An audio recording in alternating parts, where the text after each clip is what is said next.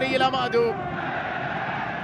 وصول ساديو ماني أعطى قوة أكبر على مستوى الخط الهجومي للنصر. كرة باتجاه تاليسكا مار، تاليسكا تمويه، تاليسكا تحضير لرونالدو. كرة يا إلهي،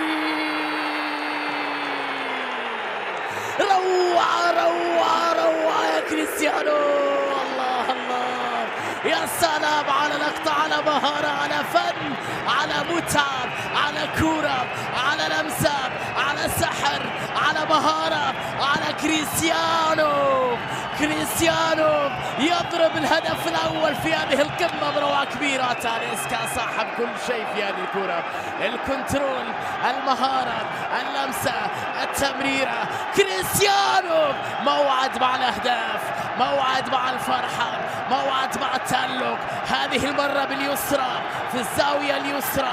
رونالدو وفيا لأنصاره، رونالدو وفيا لأهدافه، رونالدو يعرف كل سنتيمتر في المرمى.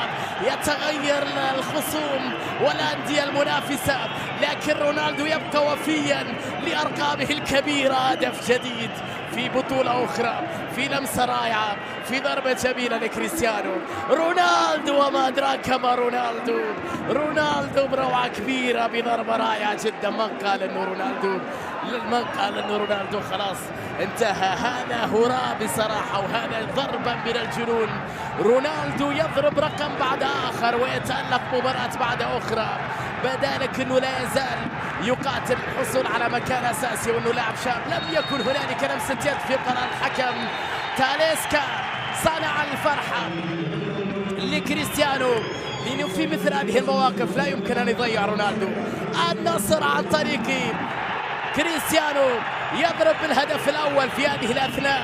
يصل رونالدو إلى هدفه الثالث في هذه البطولة بفارق هدف واحد عن هداف طه ياسين الخريسي اللي عنده 4 أهداف، بينما ودع البطولة بنزيما ب3.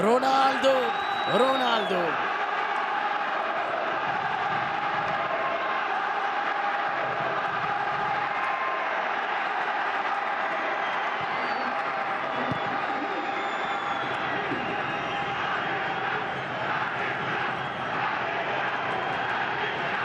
لمسة تصل بعد ذلك إلى رمية جانبية لمصلحة الرجاء. هدف يجعل الإثارة أكبر في دقائقها القادمة. كرة ومحاولة لمصلحة الرجاء في هذه الأثناء.